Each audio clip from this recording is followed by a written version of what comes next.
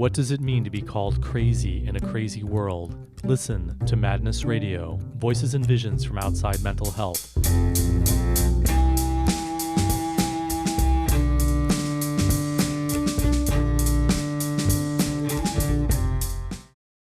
Welcome to Madness Radio. This is your host, Will Hall. And today my guest is Monica Cassani. Monica is a psychiatric survivor and social worker.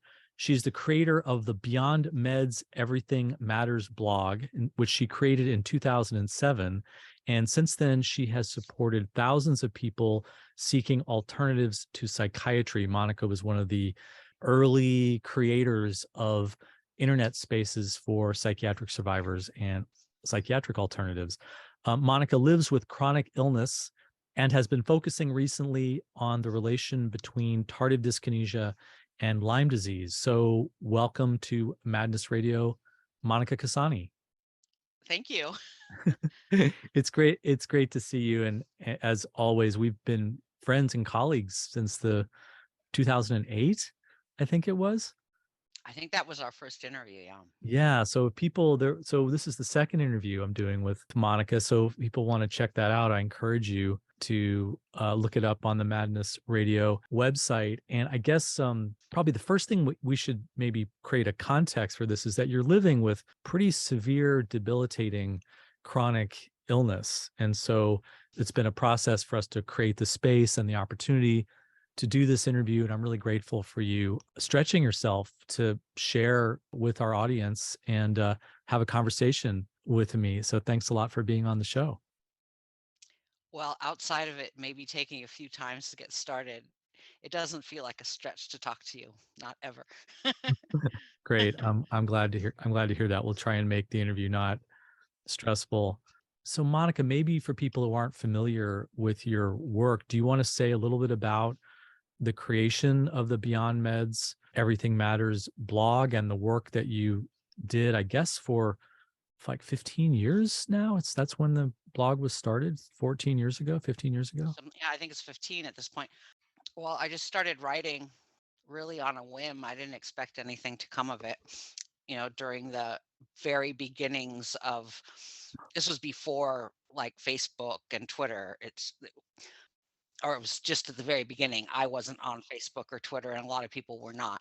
And blogs really were like the first place people started having a lot of conversations. Of course, now they've gone completely out of style, but at that time, that was where the conversations were happening, and that's where all the long threads were happening. And there was a big collection of people, around Philip Dottie's work, Furious Seasons.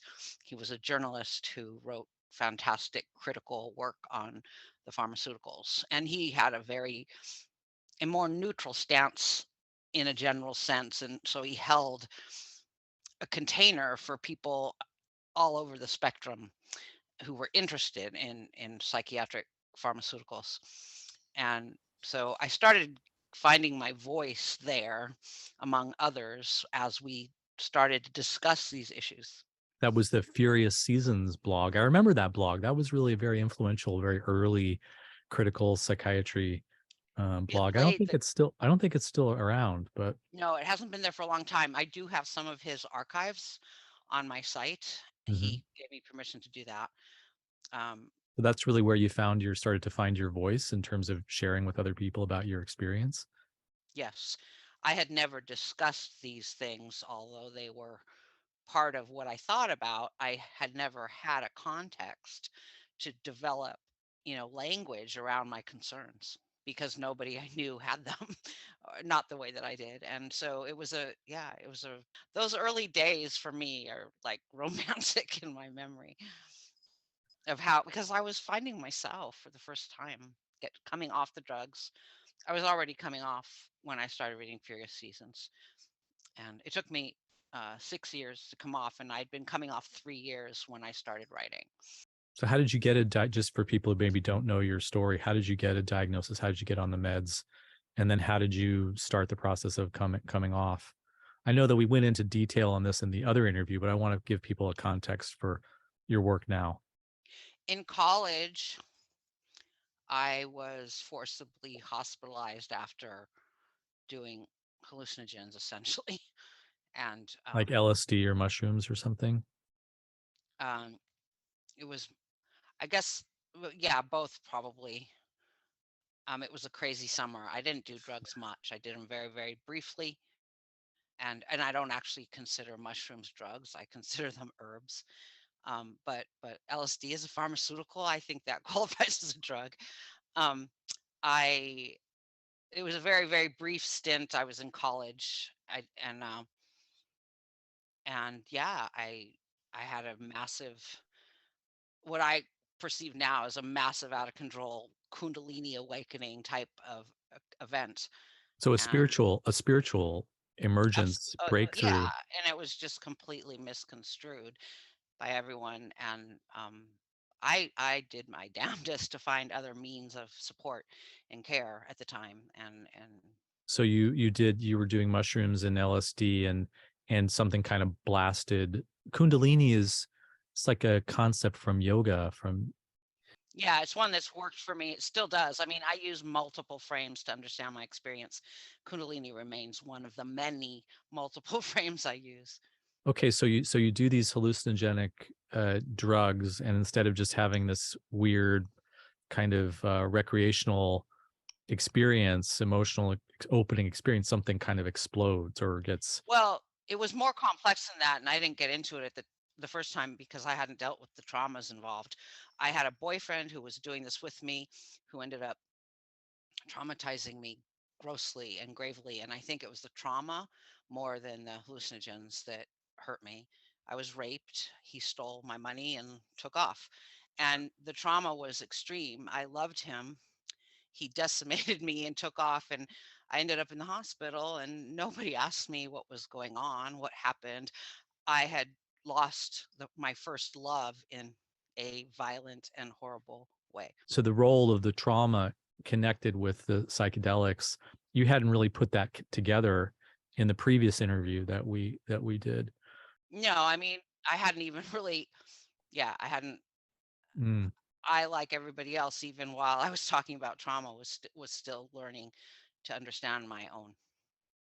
I have to say, I first started understanding the role of trauma in my own psychiatric incarceration probably when I was like 28 or 29, maybe 3 or 4 years after, maybe a little bit longer.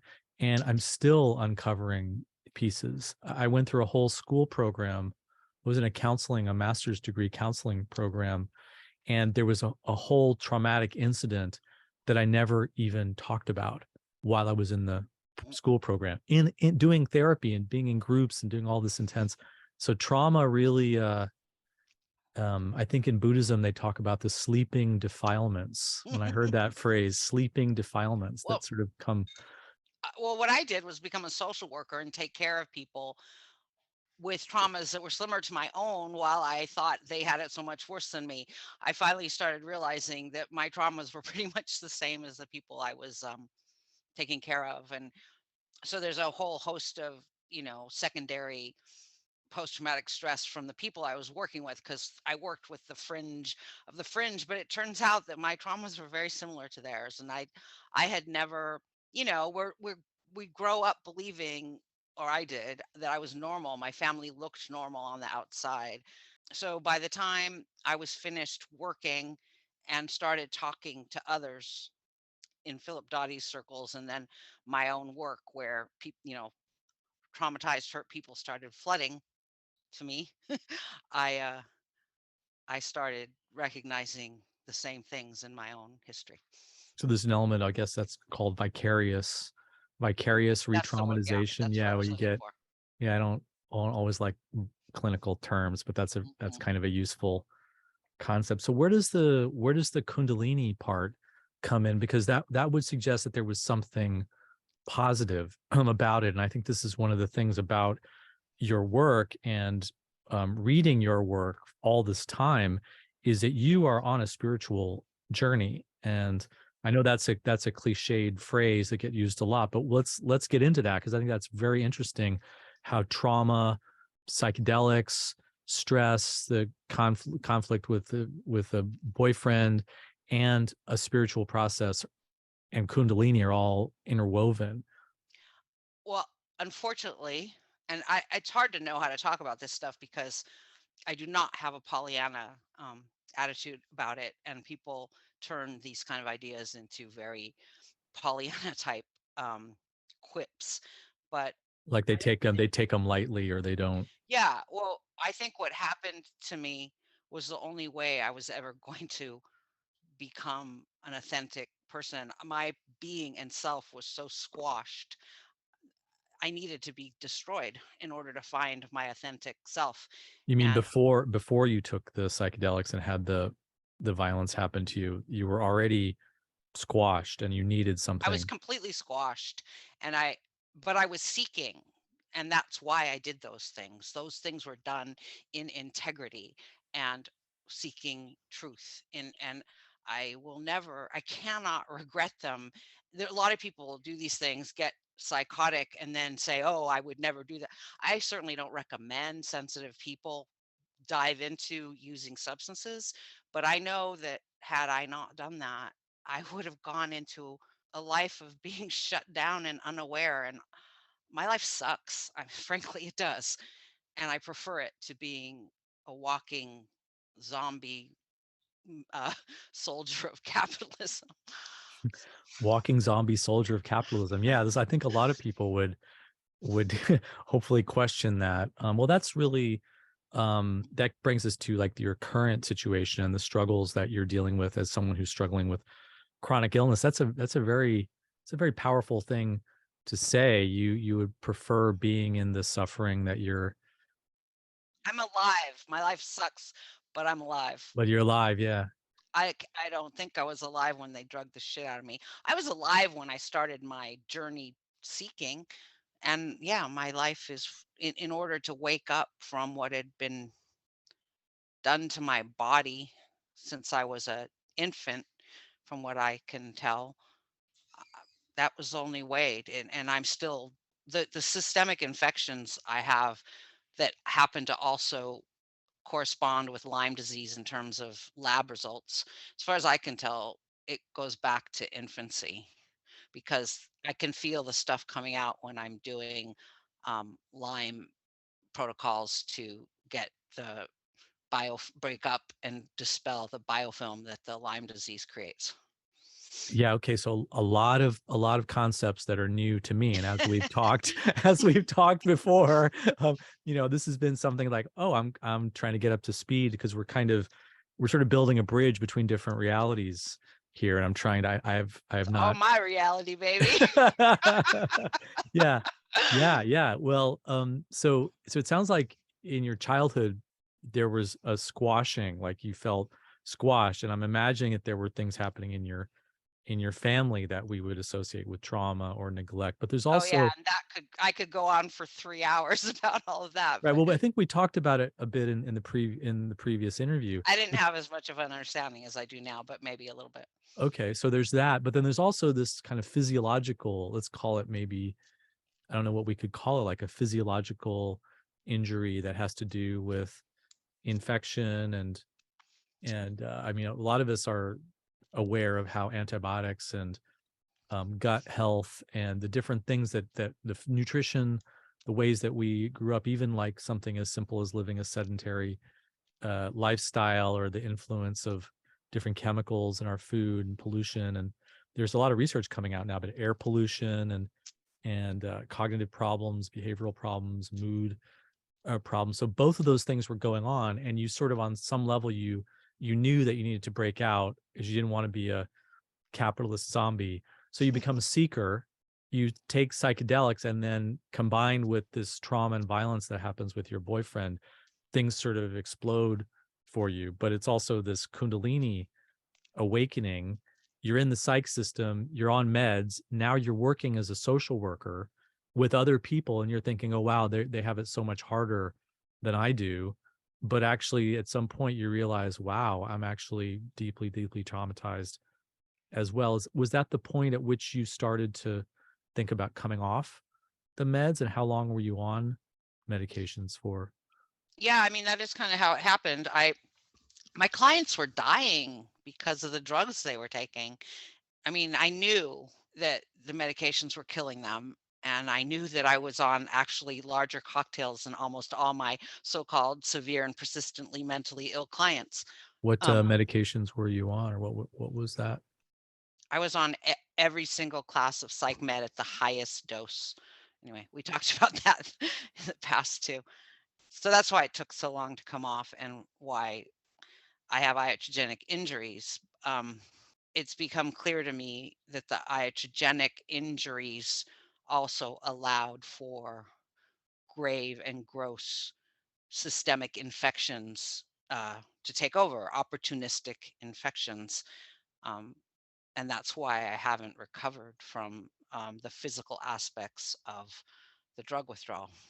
So I think of you as being really at the leading edge of a lot of what I guess has been called holistic or functional medicine, and sort of slowly psychiatry, way too slowly, if ever.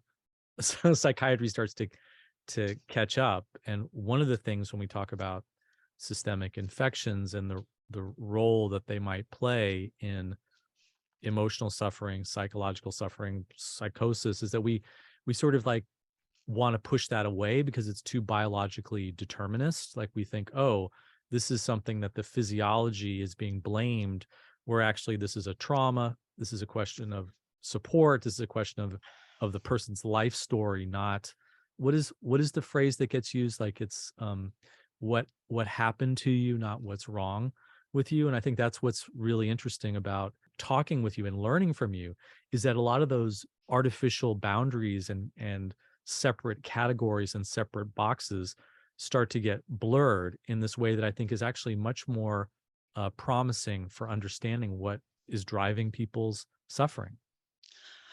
Well, even before I understood any of my issues to be infection, I was starting to use the term everything matters long before I entitled my work, renamed my work and everything matters. I was using it because it became clear to me before I even knew about the infection. The physical is not separate from the psychological. And we have all these camps. We have the functional medicine doctors who want to say everything's physical, and therefore all you have to do is heal the body and your mind is boom better. And there are quite a few people in the psychiatric system who hate drugs because supposedly they're responding to a physiological need. But the criticism of that is right, because they're hurting people more. But there is a physiological need that's there nonetheless, in tandem with the psychological need and the societal need and the environmental needs and the financial needs, and everything matters is literal everything. Right. So the example I was thinking of is like gut health, that there's been so much that's coming out just over the past 5-10 years, that actually the nutrition, the food that you eat, and the impact on the flora, the microbiome of your body, of different kinds of injuries from different toxins in your environment, to foods, nutritional habits, pharmaceutical drugs can affect the microbiome, and then that has a direct impact on your cognitive state, your neurological health, your mood. And this role that the physiology can play doesn't have to be a determinist either it's trauma and psychological conflict, or it's physiological determinism. Actually, all these things can be playing a role. I mean, it kind of blew my mind because for so many years I had heard about serotonin. Like, okay, serotonin is this chemical in your brain that is a messenger. And I have this very sort of crude cartoon concept of this sort of like steam engine machinery, or the circuitry of the computer like brain. But instead of electricity going through, or maybe there's electricity going through, but there's also this juice that's bouncing around called serotonin. And then I learned that, well, actually serotonin is throughout your entire body, that there's a lot of serotonin in your gut. And people say, oh, well, I made a decision from my gut, or that really, I heard the news and it was like a punch in the gut. And we have so much of an embodied common sense relationship with our gut as a place of knowing. And then here's something, sure enough, in science and medicine that starts to confirm that or relate to that or suggest connections with that in really intriguing ways. And then I learned that serotonin is actually widely found in nature. It's actually a part of the natural world. And then I'm thinking, okay, I've been reading and learning about quantum physics and the idea of everything's connected through hello. Actually, if you go deep enough into biology, the biological sciences are discovering the way in which things are deeply, deeply interconnected. So when you say infections, I don't think of psychiatric drug harm as being related to infections. I think of like, oh, someone, if you take mercury, mercury is a very poisonous substance. So in very, very, very, very tiny doses, it'll have this um, corrosive kind of effect on your brain and your body. And so all pharmaceuticals that are toxic at some level have this kind of corrosive sort of toxic pollution effect on your brain and body. But that to me, how does that relate to infection? I wasn't sure I understood that until I started to read your understanding Okay. Biofilms are created by whatever's living in you, the microorganisms. of which there are like millions or billions, We are more microorganism than we are human if you want to think about individual to individual. I mean, there are right? trillions of microorganisms in us, and on us, and they're everywhere. The microbiome is not just in your gut; it's everywhere. And to call the The air you breathe, the water that you drink, right, the food is covered with bacteria and microorganisms that create this whole complicated. So so to say that we aren't separate individuals isn't just a spiritual belief. It's we're actually biologically true. We're ensembles. we're literally different universes. It could even be argued that we serve as planets to all these beings living on us and in us. And I actually have an experience of that. I have a sense of knowing different species that live in and on and throughout me. Well, that's intriguing. Definitely want to get into that. Also, I've come to understand that our consciousness, it's not just the food we eat, it's our consciousness is actually determined, not just influenced, but to some extent determined.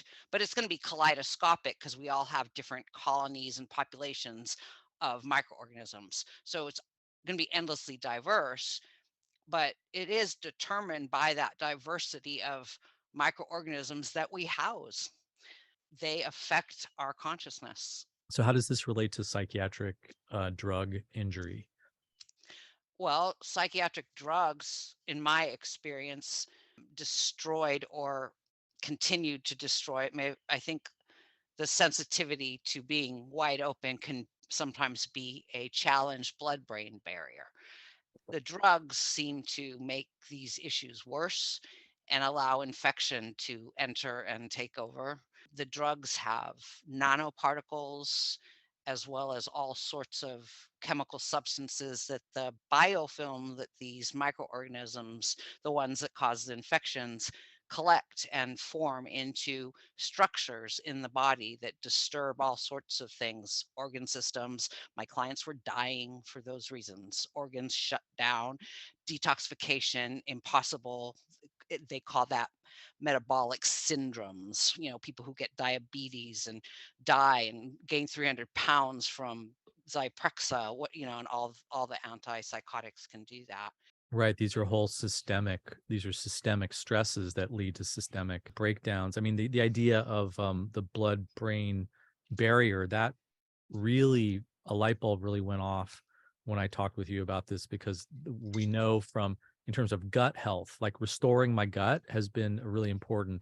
Like I stopped eating sugar. I started to look at like fungus buildup in my body. I started to eat a much more healthy diet. And apparently like something can happen called leaky gut syndrome. Whereas if Blood-brain you, barrier problems or leaky brain. I think you're the one who said that. I loved it when you said that to me. yeah, well, it really, it made a lot of sense. So you have the situation where the barriers in your gut are corroded or undermined by this nutritional imbalance, which is basically the microorganisms. The biome is like wildly out of balance, sort of like a lake that's overflowing with algae because of there's too much nitrogen flowing into it from agricultural runoff, and so the balance of the algae in the ecosystem of the lake is sort of thrown off. So you have this overgrowth and undergrowth, and then that is affecting the barrier of the blood and the stomach, and then you start to have this kind of contamination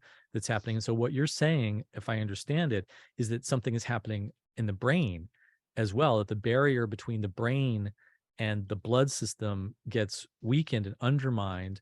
And then now you have opportunistic infections that come in. So now we have a very clear, as I understand it, pathway of psychiatric drug harm leading to infection. Am I following this correctly?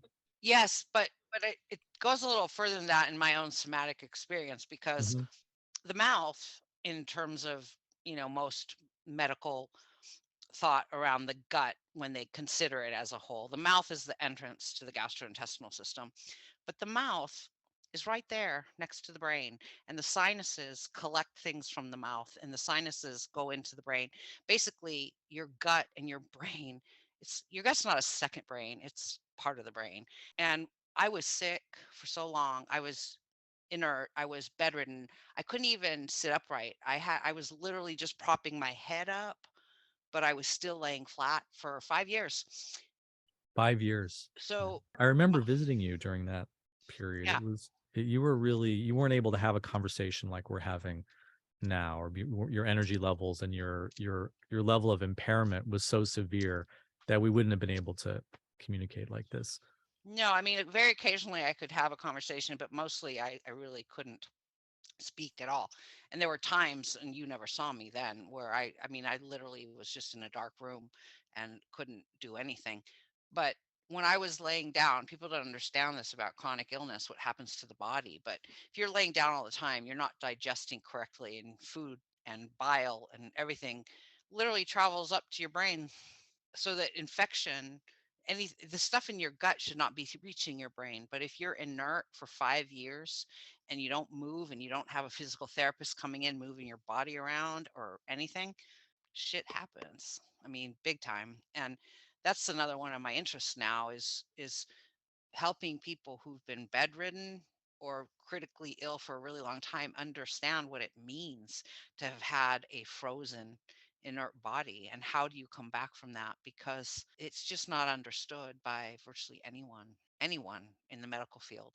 So I'm having that experience like we're in different realities. I can kind of relate to what you're saying. I mean, I made these connections, but I've never been diagnosed with Lyme disease, for example. I don't have the outward expressions of tardive dyskinesia, although I do notice in my life that after I took antipsychotics, I guess I was on antipsychotics for about 2 years or a year and a half. I'm grateful that I wasn't on longer than that, but I noticed that there were cognitive changes. I think it changed my whole body being on those. I can't track it. I don't have like the baseline. I don't have like the whole, it's all complicated. There's lots of different pieces to the puzzle, but I can kind of bridge to your reality. But what you're trying to do is you mentioned the word somatic, you're trying to connect what you are experientially observing, because I know you a long time meditator. You're trying to connect what you're experientially observing with your frameworks, scientific research frameworks, holistic health frameworks for saying what is going on with me through, because I know you've been experimenting and trying like everything. Well, that's not true. I've only been able to try things within my very limited resources, and Yes. Yeah. medical care is not available to most of us, including myself. I don't do hardly any conventional medicine for Lyme because I cannot afford it and insurance doesn't cover it. So everything I have done has been low tech, low cost, and do it yourself. Do it yourself in the sense of you've trusted yourself in this kind of trial and error experimental process because the doctors really failed you. I mean, even just like a few years ago, Lyme was considered, oh, this is malingering, this is like a psychosomatic thing that people are making up. And now it's actually recognized that, whoa, wait a second, Lyme, fibromyalgia, chronic fatigue syndrome, these are actually real illnesses that people are going through. People aren't just crazy to report that they can't get out of bed, or they have extreme fatigue, or they have extreme brain fog, etc. So tell us about Lyme disease and how that connects with all this. Okay, first of all, Lyme disease is still considered a highly controversial, and it's still in especially psychiatric circles considered a delusional process. So, because I spent a lot of time in chronic illness circles, everybody in those circles are gaslit by medical professionals to an extreme, and their trauma around that is very similar to those of us who've been psychiatrized actively, and all of them have a taste of it. They relate, a lot of them. I mean, it varies, but a lot of them have actually been psychiatrized because of their Lyme disease. I mean, I actually had to go to the emergency room and tell them that I had Lyme and tardive dyskinesia, and I needed assistance for the Lyme, and they stuck me in the psych ward. That was the last time I was hospitalized last year. The- So basically, people with Lyme disease get thrown into psych wards with some frequency, and because it's not believed. Yeah, it's true And of any kind of physical pain or discomfort or symptom or physical illness in general. As soon as they have any indication that you might have a diagnosis, a psychiatric diagnosis, or they see you in that way, like people get dismissed, they get completely ignored, and people are dying as a result of this. in conventional medicine, it's still routine to assume that they don't know how to help people. Doctors don't like being helpless. So the best way to not feel helpless is to create blame. It's in their head, and it's not my job to take care of them and send them off to the psychiatrist. So yeah, it's basically a lot of us are there's a huge crossover population among those who have systemic infections and those who are diagnosed with psychiatric issues. That's a very powerful thing that you said, that doctors don't like to feel helpless. And it makes me think about just the chronic illness, the sort of stigma or the taboo or the sort of very weird psychological banishment that happens around people who have chronic illness may have something to do with people around them, around us, feeling they're helpless. They don't know what to, so it's easier to blame or to ostracize or to try and control or dominate. All those traumas are common among Lyme and serious chronic illness populations, and I've now hung out with people online, but I get to know them, and there's just lots and lots of crossover traumas among people who have severe chronic illness and those who've been psychiatrized. Yeah, you go in, you have a complaint about a physical illness, you've looked it up online, you think something might be going on, boom, they put you on an antidepressant. And then now you start down the rabbit hole that we say of like the side effects and now more meds for the side effects. And then And none of your symptoms are taken seriously in both groups. So anyway, it's very similar, and sometimes it's the same population with different diagnoses depending on which doctor they are unlucky to come to or lucky to, as the case may be. so tell us more about the relationship of Lyme to the psychiatric drug injury and tardive dyskinesia. Like how do those things fit together with the idea of systemic infections? Before I knew I had tardive dyskinesia, I was already detoxing for Lyme. And it was obvious to me when the movement started that it was part of the detox, that I was moving out. The mouth movements and the kind of jaw Well, and even lip before stuff. that, the jerking movements was, tremors, like trauma release exercises where it causes tremors. Mm-hmm. That's related to tardive dyskinesia, except those are done consciously and with a body that's not as toxic. When you become really toxic, the body jerks and wants to get the crap out and wants to open pathways, and the mouth moves and sucks and pulls crap that's living in your face. It's really interesting because there's also in yoga, there's this idea of the kriyas, that there can be spontaneous Same jerking thing. and movement that are, Absolutely. and of course, like body workers understand that the jaw is often an incredible site of very strong emotional holding and tension. And so it's all kind of related. Yep, Kriyas are related, trauma release exercises are related. They're all the same thing in people who are tolerating toxicity or, imbalanced microbiomes, however you want to frame it. And it's framed in a lot of different disciplines and in different ways, but it's pointing to the same phenomena. But how are you so sure? I mean, this is your own I mean, it's my experience, and yeah. I learned critical pieces to get better in each of these groups of people. But nobody's put it all together. I just see the crossover, I leave and do my thing because they can't handle everything else I'm going through. But they're all pieces, and people in different conditions and different contexts of life do better in different frameworks. I've had to use as many as I can find, essentially.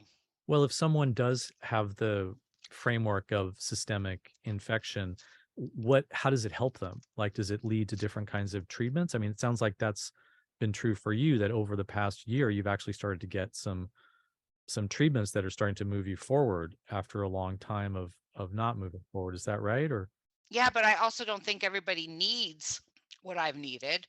Everyone's unique in that kaleidoscopic way I talk about. So some people may only need Kundalini yoga or trauma release exercises or talking therapy for that matter. I mean, when we affect one part of the system, the whole system changes and responds. We just might not connect it in the most direct way if we're not super conscious of it all and thinking about it. yeah, this is where my own reality is kind of playing catch up with yours because I'm thinking, wait a second, how are systemic infections related to yoga, and how do you treat that with trauma? And then I'm thinking about, well, wait a second, the whole concept of the immune system puts all these different pieces together. So why wouldn't it also affect systemic infection? Is that right? Yeah, and you don't have to even know about infections if you're doing the right things to treat them and heal them. So if you have a very active life and so you're detoxing through your physical and you join a yoga studio and they teach you how to eat better and you're changing everything including your microbiome. It doesn't always have to be framed as an infection.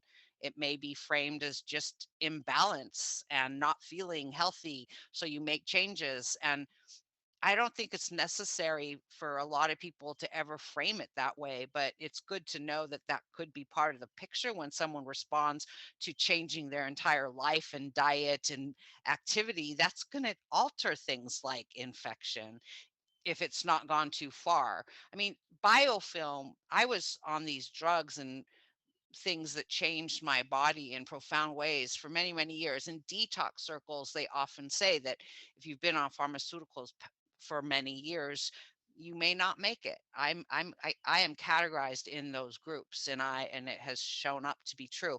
They also don't want to deal with people like me. People like me get shunned in every healing circle because we simply flabbergast everybody. So we're left on our own. And I've met lots of people who've had to do that for different reasons. People that just don't respond to whatever it is that healing discipline's shtick is. And that's the problem is they all have their shtick and they're not willing to go beyond their shtick. And a lot of people with really complex illness need a lot of shticks put together. And this is where we run into problems because it's really hard. I understood this long before I even knew I had an infection. I was talking about kaleidoscopic care, smorgasbord options for Yes. treatment. I mean, I Yes. was Yes. using this language before I understood how critically important it was for me because some part of me already knew, some deeper knowing part. And then it's just turned out more and more and more to be what I've needed. So I was advocating for the most vulnerable from the beginning because I'm one of those people. There's such a brutal stereotype or stigma that you can't actually offer people lots of different options because, well, they're going to take advantage, they're going to use too many resources, they're going to be coddled, we don't want to enable them. But this is just part of the incredible bigotry because the idea is that people are just like these needy consumers who are just going to pull as much as they can, where actually when people start to thrive and they start to connect, they want to give back. No one wants to be in that role. And I think that doctors or therapists, they may have some experience where they see someone as just a taker, and then they get into this kind of punishment or deprivation framework where where you can't actually offer something like a smorgasbord to enrich someone's life, because then that's going to be indulging them or positively reinforcing their sick role, or all these different sort of dehumanizing frameworks that people bring in. But I see it as the other direction. Actually, if you give people lots of resources and lots of options, that's when they're going to thrive. Then they'll be able to offer something back. They start to feel like you're actually connecting with them, and they have a valued place in the society. And then my mind goes to the conversations about universal basic income, which is a huge conversation. I don't want to derail us too much, but it turns out that if you give people the resources they need, actually a lot of them, most of them, the vast majority, will become generous and creative and resourceful and want to contribute and give back. And so why not have a more caring, open, generous attitude rather than seeing people in this very punishment, deprivation sort of way that we often do, especially people around chronic illness, because they're seen as like just constant takers, and we don't want to give them too much because they're just going to keep going, and it's going to give them an inch, they'll take a mile, and all this sort of very, very narrow, harsh sort of attitude that is developed. Yeah. But to bring it back to what I was saying before, like when I hear the word infection, it's very interesting because I immediately go to like zombie films. Like the infection is the germ, and the germ broke through the door, and you got to beat it up with penicillin, or you got to hit it with the vaccine, or you got to, and then get it out the door. And actually, that's a very militaristic kind of individualism, almost like property. Who violated your property boundary? The trespassers model that we have from zombie films. And there is a germ theory, but there's also like the idea of a terrain theory, that actually if the terrain itself, if the broader context becomes weakened or out of balance, it creates vulnerabilities. And then the germs that come in are opportunistic. But if you focus on fighting the germs and don't see how the terrain, the context was weakened, we understand this from the idea of the immune system and immune health. And I think it's maybe a larger paradigm that needs to be brought in. The presence of germs or the presence of an infection may not mean we have to fight that microorganism. It may mean that the system as a whole has been weakened and vulnerable by something like poor nutrition or poor hygiene, or the breakdown of social connection, or the lack of a role of contribution in the society. That's why holistic approaches are important, because it's really not about killing everything off, which is what people with infections do start feeling. And there isn't a time and place for that. If you have a biofilm that's taken over your whole body, there is a time and place for that. Ultimately, it's just about coming into balance. Most healthy people have a good number of these microorganisms living inside of them. It's not about all or nothing. It's about not being taken over by the wrong ones in the wrong parts of our bodies. It's not so much about not having them in our bodies at all.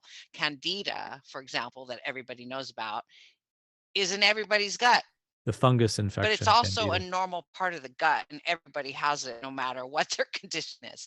So I think in terms of that with everything, but basically how serious these infections are is determined functionally. I mean, if they take over your life, and these are not imaginary conditions, and it's a spectrum situation, and all these different factors do come into play.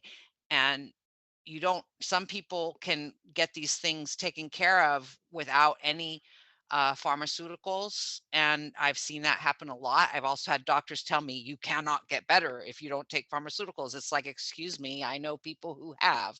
And so there just simply isn't an all or nothing story about any of these conditions. They're contextual, individual, environmental, and I mean, they're just endlessly diverse. Ultimately, you just have to take people seriously. People don't make up, they just don't. I mean, I'm sure it's been done, but it's not the norm. Including that it's not necessarily a physical response. It may be a relationship response because we know that situations of oppression or stress or disempowerment impact the immune system. So why wouldn't that also be playing a role in what you're talking about, the systemic relationship to infection? Because I'm not hearing that you're reducing things to what herb are you taking or what supplement are you taking. No, not at all.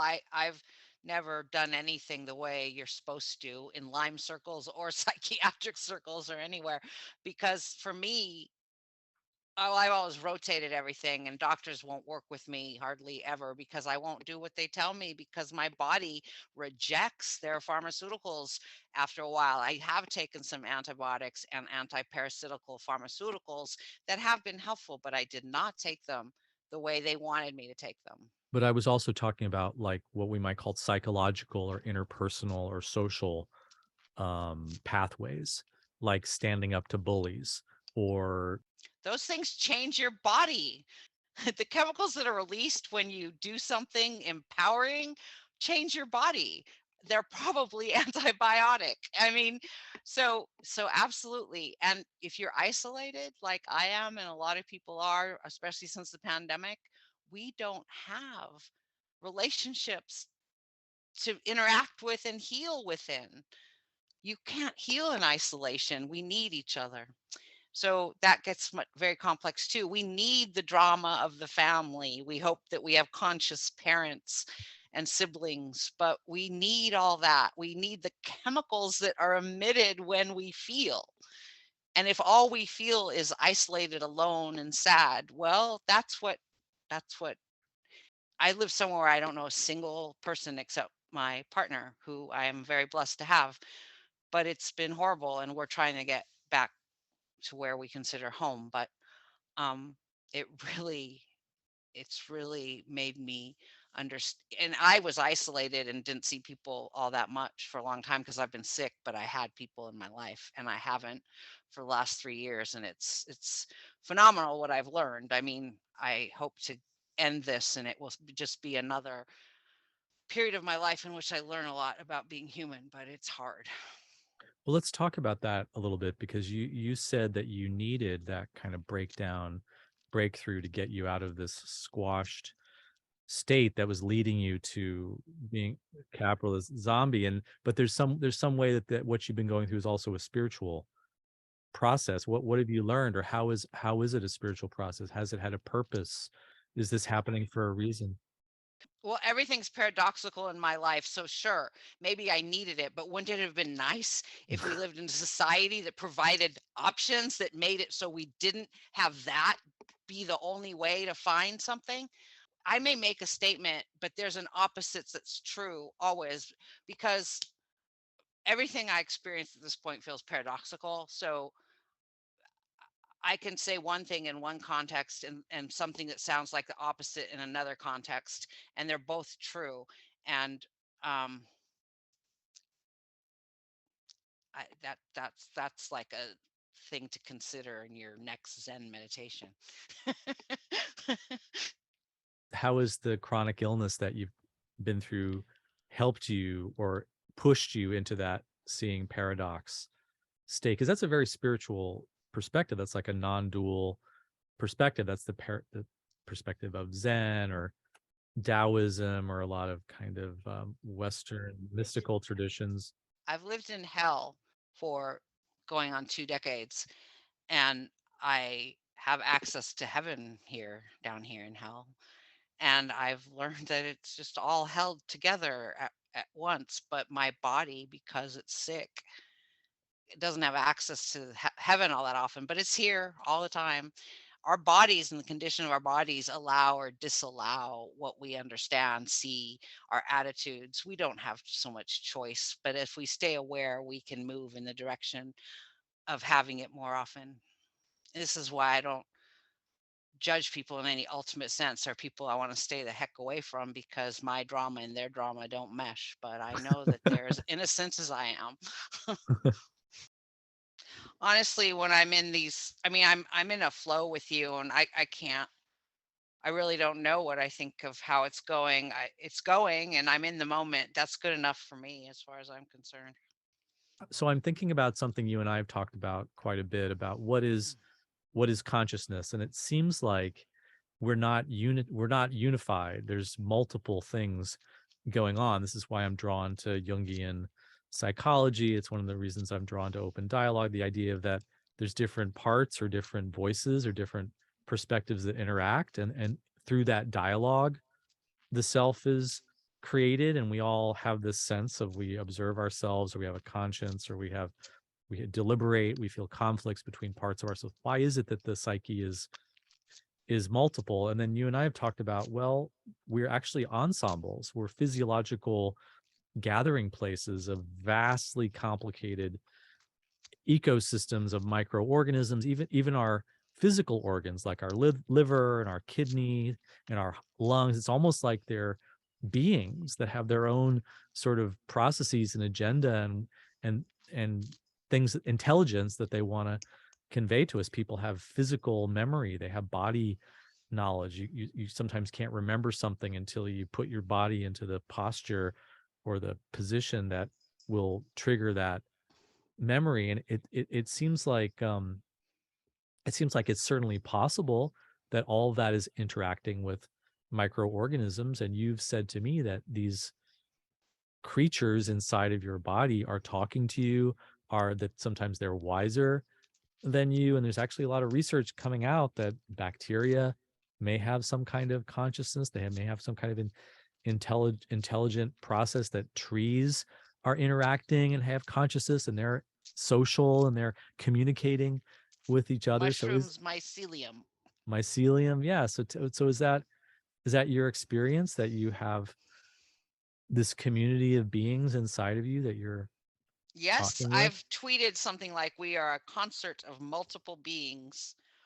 I don't think I can't even consider my experience as human, being human, and my consciousness is separate from the microorganisms that influence the way I think and feel. And the healing process with Lyme is cutting through biofilm, and it brings me directly into the chemistry of traumas that I had as a child. And healing has used foods from childhood to break down even parts of the biofilm. Food as medicine. I suspect I am moving into what will be my life in moderation with food. And I've had to use a lot of substances. I've used all manner of pharmaceuticals and herbs and soft pharmaceuticals, which is what I call a lot of supplements, as well as things like mushrooms and marijuana. I've stayed away almost entirely from pharmaceuticals once I got off of psychiatric drugs, except for a short stint of antibiotics and antiparasites to deal with the Lyme. But all those things, well, they're all conscious beings. I mean, I don't find pharmaceuticals to have consciousness I want to engage in. That includes soft pharmaceuticals of supplements, but herbs, including marijuana and mushrooms, have consciousness and they will interact with you and tell you how to help you heal. Help us understand that for people who may not have ever experienced that. I can relate to that, but what do you mean they interact with you and then? I've had ally plants that pull me off the freeway until I'm parked in front of them. I get out of the car and there it is. They come pick me, Monica. And yeah, I'm in constant relationship with certain plants, and I mean where it's a conscious friendship of sorts. And then others, and food especially, just feels like it all has consciousness and helps me heal and helps me dive into traumas. I mean, I do a lot of trauma work all by myself by diving into the biofilm that holds the crud of my traumas. That's how the traumas and infections are the same. How do you mean I do trauma work by diving into the biofilm that holds the infection of my trauma? That's what detox is. The stuff comes up and out. And yeah, I feel the consciousness of the crud that's leaving my body when I'm breaking up the biofilms that are making up the infection that I'm thinking about like food and substance addiction that people often, and I've had this experience, that that cigarette is talking to you. It's saying, "Hey, come and smoke me." There's an actual organism it's a consciousness that's coming after you that wants to be fed by having you ingest it. I've used tobacco as medicine since I quit smoking as an addiction, for brief periods because it did help me move some of the crud out. I was lucky to have a teacher, Stephen Buhner, who is a herbalist who recently died, a master herbalist, wonderful man. I've never met him, but he was a teacher in that I read his work, and his spirit was imbued in that, in his work. And one of the things he said was, before you fast, and I'm a proponent of fasting as well, before you fast, you may have to eat everything, every damn thing you crave. Just eat it and do it mindfully. I also took a course in college with healthy at every size, and it was the same thing. Eat whatever you want, just do it mindfully. And so that's what I started doing. So I did a stint of smoking. I've drank Slurpees and Diet Cokes. We're talking very, very occasionally. And these weren't even always cravings. The Diet Coke was like, something told me, drink it, you're going to come to understand something. I was like, yuck, I didn't even want to. It was an aversion. This is where aversion attachment is the same thing in addiction. So the aversion, I mean, what's one Diet Coke? It's not going to hurt me, but we get so hyper healthy that we are afraid of doing things like that. Well, the Diet Coke helped me. It also made me sick in a way, but it allowed me to understand and develop a new way of being. So it was therapeutic. How did it do that? How did Diet Coke teach you a new way of being? Well, there's a lot of things going in. The phosphoric acid is a solvent. It actually helped cleanse some of the gunk that is in my mouth. Tardive dyskinesia, a lot of gunk ends up in your mouth. This is true of everybody with tardive dyskinesia, but somehow, no, it's not an infection. Just use oil pulling to deal with those sores. Well, what do you think the sores are? So there's sores that are associated with tardive dyskinesia. There can be. I think you were saying at some point that you were talking about drinking phosphoric acid. Phosphoric acid is a solvent. It helped move out some of the gunk. Now, the aspartame in Diet Coke actually is a neurotoxin, and it also moved something in the biofilm and helped me understand the phenomena that got labeled mania. But it worked, I think, kind of as a homeopathic, because it did move some of the stuff. I mean, I don't know. I don't know what's happening. These are intuitive processes, and I can feel changes in my body. And then there's a psychological aha that goes along with it. I mean, I don't have a laboratory to figure out what's actually happening on every level. But you have a deep trust of your own experience of your body and your consciousness, and that's your guidepost. That's fundamentally your guidepost. And I have a scientific process of experimentation, elimination, hypotheses that happens again and again and again. So So you're kind of like a modern alchemist, really. absolutely, it is alchemy. It's precisely alchemy with some frequency. Anyway, Stephen Buhner, healthy at every size, and then I ran into a somatic therapist friend person that I knew in Asheville. She was fantastic, and she said it was normal that when people were going through radical detoxes, they might eat or drink anything. And it was for her too, what she had seen in her own life and clients, things that people had had attachments to at one time or another. But for me, it's not just the attachment, not just the addiction, it's how the chemical crap in those products form and interact with the microbiome and form the biofilm. Biofilm holds biotoxins, and this is understood pretty much across the board. Heavy metals, I mean, even in conventional medicine, there's a little bit of understanding. Not conventional medicine, conventional science.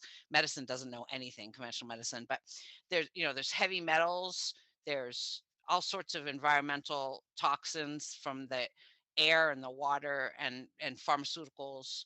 Red dye and blue dye and other chemicals are associated with behaviors that get labeled things like ADHD in children or OCD, things like that. So all these substances are very significant, and I have a very clean diet in general, and did for many, many years before I reintroduce some of these things now and then as part of my therapeutic understanding of my history when I actually ingested these things. Yeah, it's a very interesting practice as a meditator to think about, okay, these are the things that I prohibit. These are the things that I'm averse to. These are the things that I avoid because I have a rigid, live the right kind of lifestyle view. Try them. Take a step towards them as an experiment and see what's going on. Like, That's right. is there a psychological association that you're avoiding? Is there some lesson that do you want to listen to? Because I mean, I think that the danger, of course, in so much of this is a kind of hyper individualist ascetic purity. It's like it's puritanism. You have to kind of do the right path, and then you will be saved. And actually, it's a little bit more complicated than that. Also, I'm remembering something that you said about dyskinesia, which was very interesting to me, about how dyskinesia appears in other areas of medicine, that people have dyskinesia. It's not just psychiatry. That one of the things that we do often in the mental health discussions is we put boxes around things and we only think about them in the psychiatric mental health context. I mean, I've learned about coming off medications. There's a lot of that's been written, researched, and experienced around coming off all kinds of different medications. There's a huge discussion in the epilepsy world about living with seizures without taking epilepsy meds. And hello, a lot of the things that they're learning and they're exploring are very parallel Mhm. to people with bipolar or psychosis or schizophrenia diagnosis. So help us understand that piece about the dyskinesia being something that is more than we might usually think of it as. This really finally allowed me to start trying to have this conversation publicly was when I learned that dyskinesias were generally outside of psychiatry associated with infection and oxidative stress. And so tardive dyskinesia, the word tardive just means delayed, and it's used only to describe the fact that it's delayed after use of meds. Other than that, dyskinesia looks the same. Yeah. Well, that's why I think talking to you is such an interesting experience, because it is really a bridging of realities. Like you're living in a different reality than I think vast majority of other people are, in a sense. I mean, we're all living in isolated realities in a sense, but in order to understand where you're coming from, I have to kind of build these bridges back to my own, because I think we all sort of carry around these very simplistic thumbnail sketches of our own health and our own needs and our own sort of understanding of what our body is. And then we sort of, for most of it, it's just like fueling the tank of a car, or eating right because it's sort of a moral injunction to be healthy, or we certain kinds of things are associated with fear, or we have had past experiences with certain foods that we want to repeat. But you've gone very deeply into your own universe of experience by necessity because of the extreme suffering that you've been through. Well, I coined that term somatic imperative. My process has always been a response to my somatic condition. And it's been imperative that I do the things that I do. And I do it mindfully and try to keep myself out of trouble in that way. But I do what I have to do, and I'm aware of it, given the limitations and resources of this existence in this life in the context I find myself in, which is one in which there's a lot of things I don't have that I think might actually help. Monica, if people want to get in touch with you and find out more about your work, how do they do that? Everything matters. I'm not a doctor and I don't play one on TV. That's the subtitle right now. I was being silly, but I've left it there. And it's beyondmeds.com. I'm not writing much right now. I'm living a pretty interior life for the time being. Monica Cassani, thank you for joining us today on Madness Radio. It's been a real pleasure. Thank you. It's been a pleasure, Will. You've been listening to an interview with Monica Cassani. Monica is a psychiatric survivor and social worker. She's the creator of the Beyond Meds Everything Matters blog, which she created in 2007 and which has supported thousands of people seeking alternatives to psychiatry. Monica lives with chronic illness and has been focusing on the relationship between tardive dyskinesia and Lyme disease. That's all the time we have on Madness Radio. Thanks for tuning in.